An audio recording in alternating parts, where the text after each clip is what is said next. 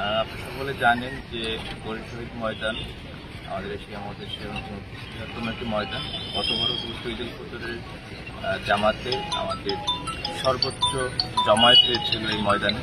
এবারও তারই ধারাবাহিকতায় আমাদের এখানে মাঠ প্রস্তুতি কার্যক্রম চলমান আছে। আমরা আজকে এখানে পৌরসভা মেয়র মহোদয়, আমাদের সাবেক কাউন্সিলর মহোদয়, অন্যান্য কর্মকর্তাবৃন্দ সহ পুরো মাঠটা পরিদর্শন করলাম এবং এই মাঠ কিন্তু প্রস্তুতি কার্যক্রম কিন্তু অনেক আগে থেকে শুরু হয়েছে।